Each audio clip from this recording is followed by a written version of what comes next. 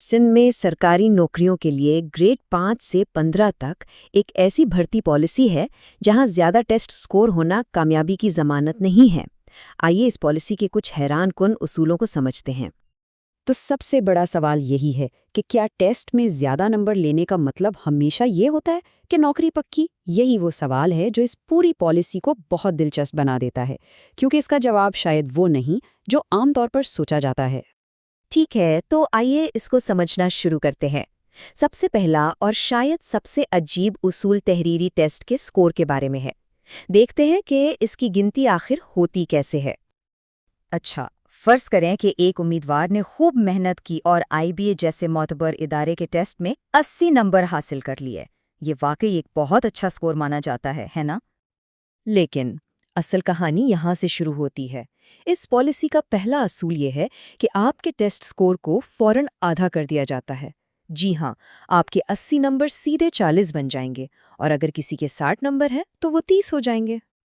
तो अब जब स्कोर आधा हो गया तो इसमें कुछ और चीज़ें भी शामिल होती हैं, और यहाँ पर तालीमी ग्रेड्स एक बहुत अहम किरदार अदा करते हैं जो स्कोर में कुछ इजाफी नंबर जोड़ देते हैं।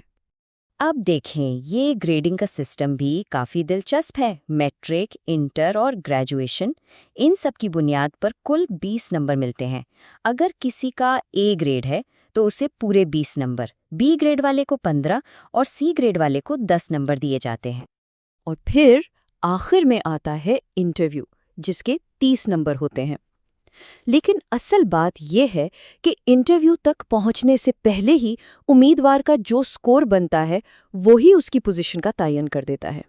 चलें, अब इन सारे उसूलों को एक मिसाल से समझते हैं ताकि सारी बात बिल्कुल वाज़ेह हो जाए कि जब ये सब नंबर मिलते हैं तो नतीजा क्या निकलता है। आइए देखते हैं कि ये हिसाब किताब कैसे होता है। फर्ज करें, एक उम्मीदवार है जिसके टेस्ट में 70 नंबर आए और उसका ग्रेड ए था। तो सबसे पहले उसके 70 नंबर आधे होकर 35 रह गए। फिर ए ग्रेड के 20 नंबर उसमें शामिल हुए, जिससे इंटरव्यू से पहले ही उसका कुल स्कोर 55 बन गया। यहाँ देखें, ये कितनी दिलचस्प बात है। टेस्ट स्कोर एक ही है, 70, लेकिन सिर्फ तालीमी ग्रेड के फर्क की वजह से ए ग्रेड वाला 55 पर है, बी ग्रेड वाला 50 पर और सी ग्रेड वाला सिर्फ 45 पर खड़ा है।